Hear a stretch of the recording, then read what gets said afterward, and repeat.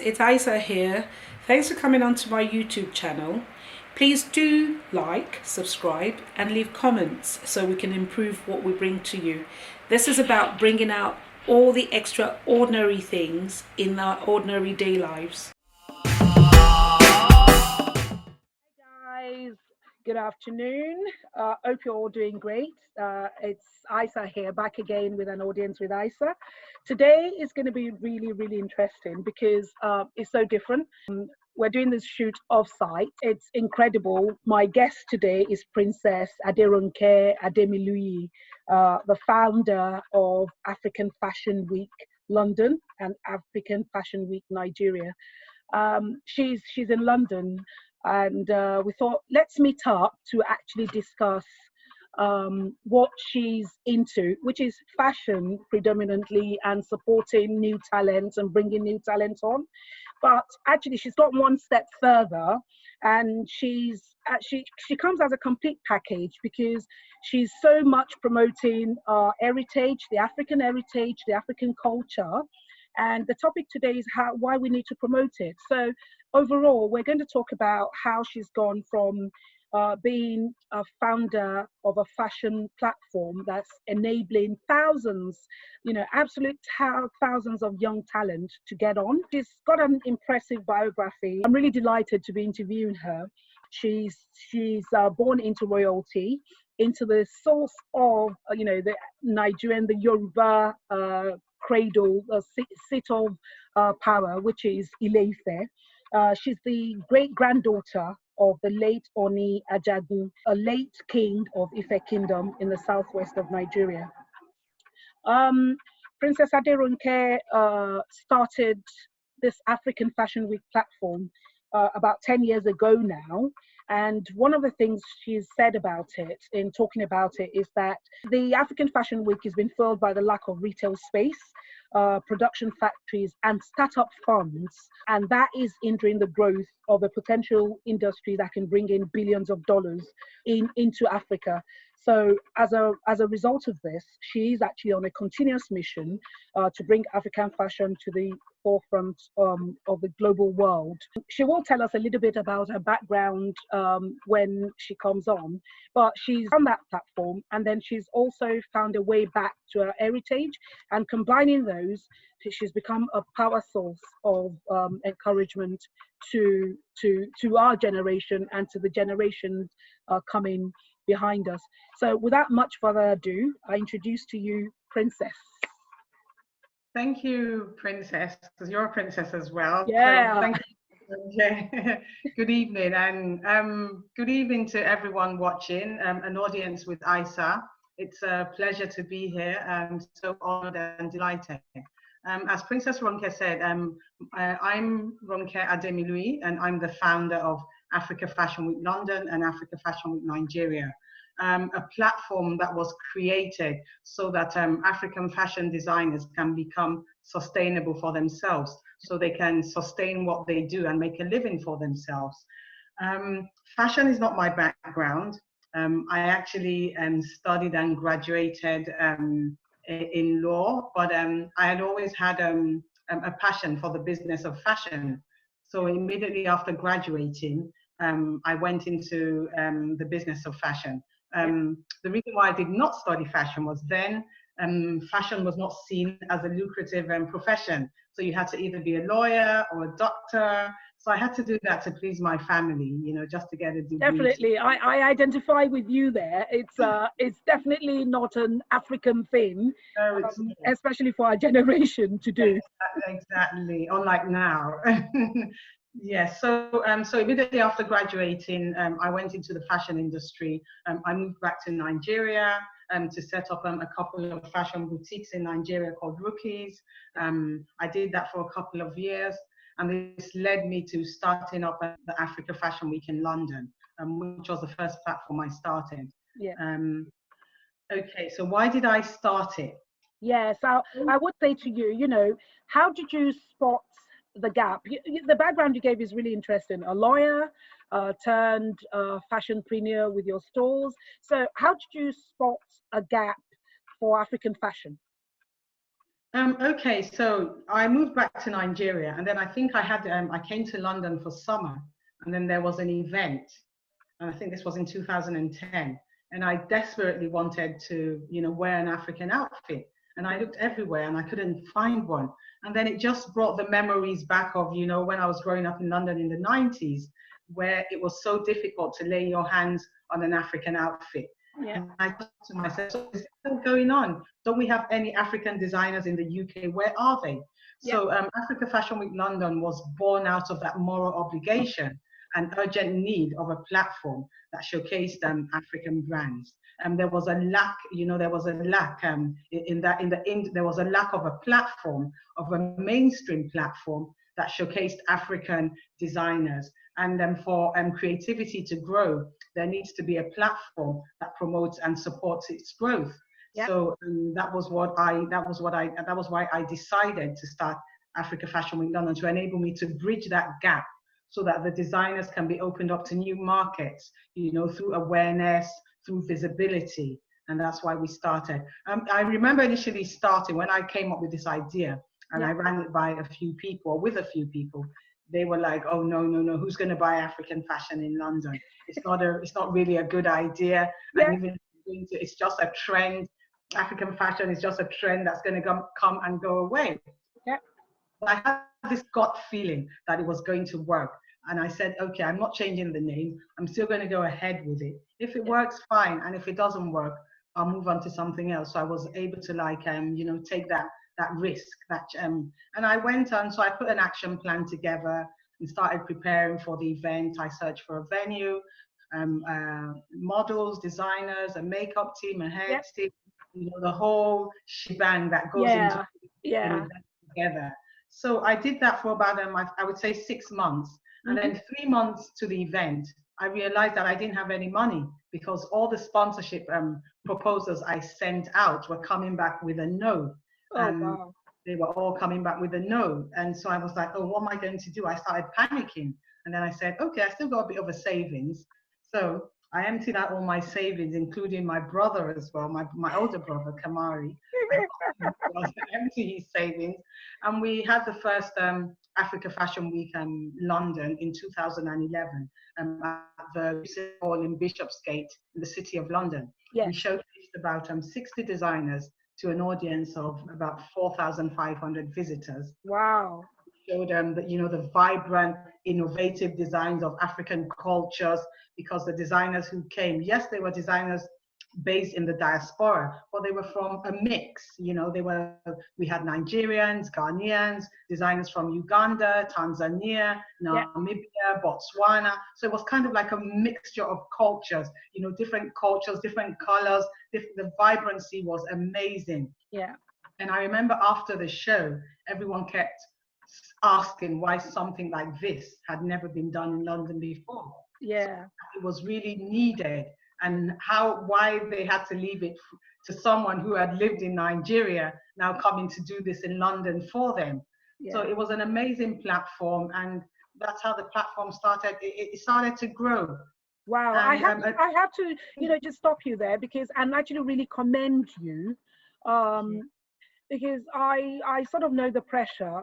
What you've done, to be fair, is you're one of the very few people that tapped into this at the right time, all those many years ago.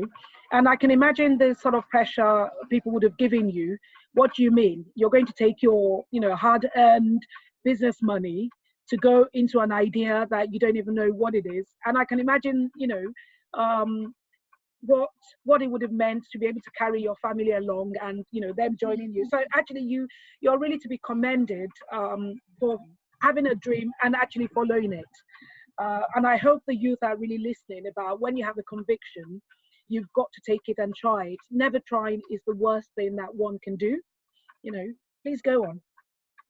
Yes, so thank you, Princess. So so like I said, we had the first event in 2011, and it was a huge success. And what I noticed was, after the success of Fashion Week in London, Africa Fashion Weeks started to spring up in different cities around the world. So there was an Africa Fashion Week in Amsterdam, in Los Angeles, in Chicago, and what most of them saw was the success of the Africa Fashion Week London that was done in 2011. So the 2011 events that we had, it influenced the growth of African fashion weeks around the world. And African fashion, it wasn't like a major fashion industry, all of a sudden became an industry that had its own fashion. And a lot of mainstream brands started, you know, using Africa as an inspiration for their designs. I know in 2012, Burberry did a resort collection that was inspired by Africa. In 2015, Valentino had a collection inspired by Africa as well. And in 2018, just a couple of years ago, Stella McCartney used the African prints for her spring collection. Oh, yes. I remember that one. Exactly. But prior to Africa Fashion Week London in 2011, no one was looking at African fashion. No one was doing anything with it. Nobody was touching it. I'm very proud. I'm really, really, really proud. And, you know, when you relate it like that, you know, we can actually see the impact. Because you said it, you know, prior to that, it's like, it was just really, I wouldn't even call it secondary. It was just, maybe somebody might just add an accessory.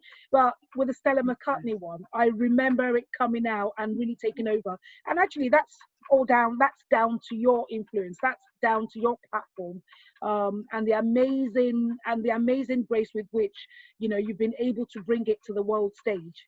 It's brilliant. And also the amazing designers who come up with this, you know, this creativity, this vibrancy, you know, of using the African prints and, you know, moving them from the traditional ways that they were into more, you know, what's acceptable, you know, what's wearable, turning them into ready to wear pieces that is easily accessible as well. So the designers, kudos to them, because they are so creative. They've turned our prints around to, you know, to do different contemporary designs. So kudos to the designers. Fantastic. You know, I'm so glad with, you know, you bringing that bit. And there was just one thing you mentioned in all of this, because yes, you're not you didn't study fashion.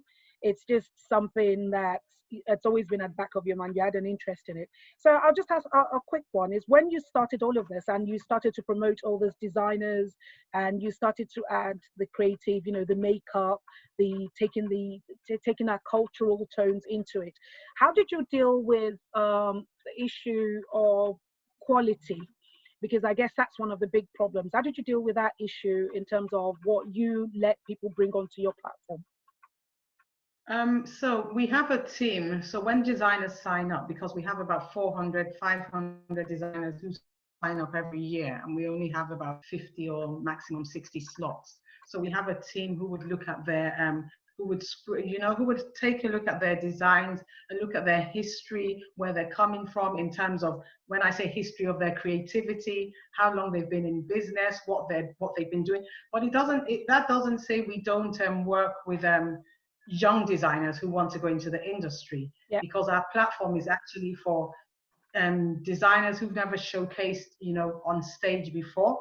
So our platform acts as a springboard to designers who want to like go into the fashion industry. So we work with them. We make sure their designs are, you know, are up to date. We make sure they pay attention to details, and these are most of the things that Africa Fashion Week London and Nigeria offers. Okay, brilliant, fantastic. Thanks for that. So I just thought I'll clarify, but that's a good one. So really, we're ensuring quality from the onset, and that's one of the mainstays that has allowed the platform and the people is supporting to grow. Thank you so much for your background. Thank you so much for the insights you've shared into what you do, what your day-to-day is like with your fashion. With your fashion empire. I'd like to move on to the now, because one of the things is, you know, we talked about your background. You're obviously of royal blood, from the cradle of Yoruba, which is Ile-Ife. You were born here, you spent a lot of time here, you did your university here. What drew you back home? What drew me back home? So even while I was living here, I used to like commute, go back to Nigeria every time. And while I was doing that, I was able to I was able to see the opportunities, you know, that were available there in terms of the young creatives, how creative they were, you know, but they were not given the exposure, the brand awareness that they needed. So that was what made me go back home to Nigeria. And I started the Africa Fashion Week Nigeria in 2014. And the rationale behind that, which is a sister event to Africa Fashion Week London, was being able to give, you know, equal opportunities to equally talented designers, or who can't afford, who don't have the financial backing to showcase at the Africa Fashion Week London international platform. And those were part of the things that drew me back to Nigeria, you know, working with young talents, discovering them, you know, giving them an opportunity to become self-sustainable for themselves. Yeah. Brilliant, fantastic. That is good actually, because it's almost like a dream combined. When we come to it. So when did you see? So the creative is there in you, and your passion is to encourage other people. You know, actually the real creatives to come out and have a leg to push forward their ideas and dreams. So you are also a cultural ambassador now, and it's something that you've been doing for a lot of years. You've been fortunate enough where when you got back home, that the current paramount ruler of Ile-Ife and the Yoruba cradle is a young king, and also a blessing in terms of, you know, the fashion industry and actually overall enterprise. How did you see your creative side, your fashion? How did you see that opportunity of being able to merge fashion with the historical arts of your heritage and culture? His Imperial Majesty Oni Adeyeye Enito Ogunwusi has always been and still is a supporter of Africa Fashion Week London and Nigeria. So he played a huge role in setting up the Africa Fashion Week Nigeria. And this was before he became the Oni of Ife. So he had always been a part of, you know, supporting African fashion and, you know, making sure it's been, you know, outside of the shores of Africa as well. So when he became the Oni of Ife in 2015, part of his goals were promoting our heritage, you know, our culture, you know, showcasing it more out there. And he made me the global ambassador of his Queen Moremi Ajashoro initiative. Queen Moremi was an Ife queen who reigned about 1,200 years ago, and part of what she did was, you know, stop the enslavement of her people, especially women and children. So he made me the ambassador to, you know, and my role was to make sure I come up with initiatives that to promote the legacy of the legendary and iconic Queen Moremi. Wow. This, you know, it's just I'm really on a roll here because it's really incredible. So this is a modern you. I mean, sorry, Princess is a modern woman who's seen an opportunity to, you know, to take center stage of being able to pull our community together. You go back 1,200 years into your heritage. You've also had a woman that's been able to do that, and there's nothing like having a modern king who has a vision. And as you've said, it's been really influential, and I guess encouraging you with your platform as well. And now to bring on it's our cultural heritage, and for you to be an ambassador of that, considering that you straddle both worlds, you know, both UK and Nigeria, you're just sort of like the best person for it. And I guess when you came on, you were able to see the, what would I say, the interaction or the intermixing of what you do, which is African, you know, promoting African fashion in all its guise, and also combining that with using our heritage to encourage the young ones, you know. So can you tell us some of the initiatives that you've been involved to date to bring this to the forefront for so that people are aware of what's going on? Okay, thank you, Princess. So having lived in both, you know, cities in Lagos and London, you know, growing up in between both and learning both cultures, it was easy for me to like come up with initiatives that I thought would appeal, to the millennials, because the idea is to, to tell our stories, our heritage, and to project our culture to the millennials, Yes. but in a way that they would be able to accept it as well. So the first thing we did is in collaboration with Obafemi Awolowo University, I published a book on the story of Moremi, Okay.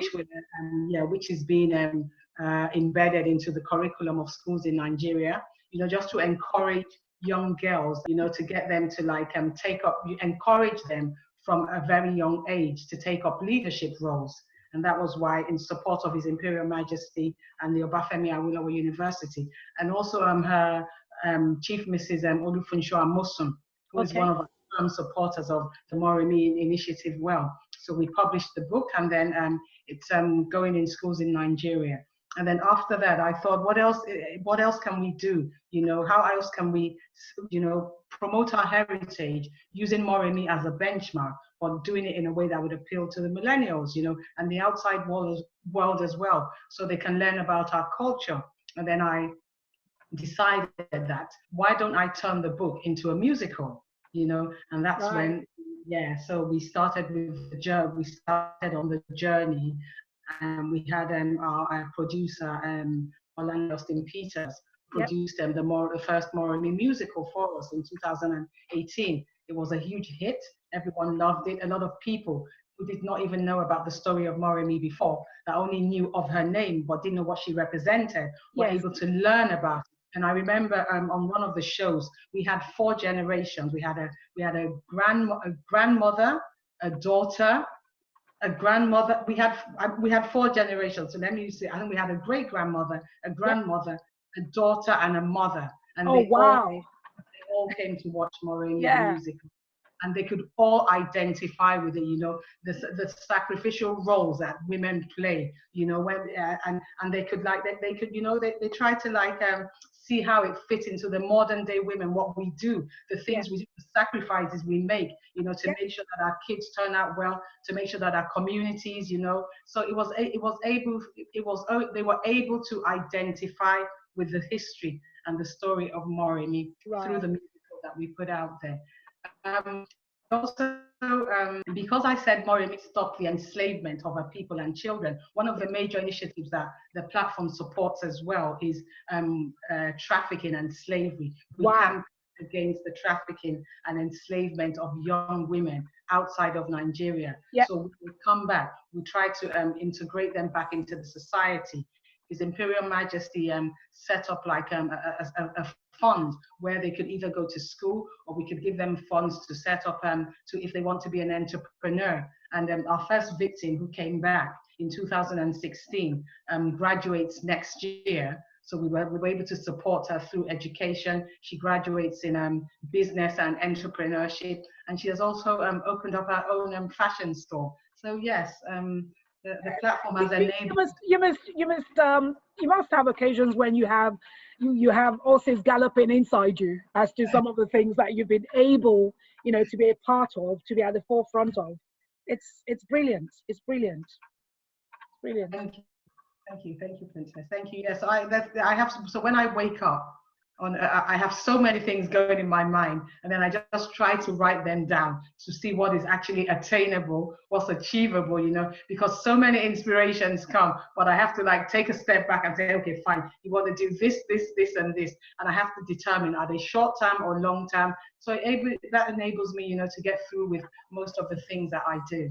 Yeah, wow, honestly. And just talking about how you've just been able, as an ambassador, working with a lot of people, which obviously, we give them credit for, but I've just been able to tap into how to bring us a society, how to bring our communities closer. And there's nothing one can do. There's nothing that's more inspiring, and actually in a way that fills one with awe, more than being able to help another human being to have a leg up and just be a member, a paid up member of the society. I mean, the lady you mentioned that won the Moremi competition has been able to go to school, came back from effectively modern day, what we'd call modern day slavery, and then has just been able to go to school. That person, we pray, would think the way you think, will think the way is Imperial Majesty thinks about, like, let's give opportunity to other people to be able to do something. But that person has been made a full member of the, of the society now, and they can contribute their quota. So these initiatives are really, really, really great. They're wonderful. So you've gone from a book to a play, to showcasing talents, and I'm sure you've got so many more things in store coming in this 2020, and it's been really brilliant. Thank you so much for that. The last 10 years has actually been a growth for you as well. I must say, it's been a growth area for you, and it's the power of having a dream and holding on to the dream. So I would say, please, Princess Aderonke, do continue to be at the forefront of that. So just moving, let's fast forward into 2020, and we all know what a tough year it's been. It's good that we're in a position where we can smile, but 2020 has been a tough year all around the world. COVID as it's brought a new dynamic to the world. We've all had to cope with it.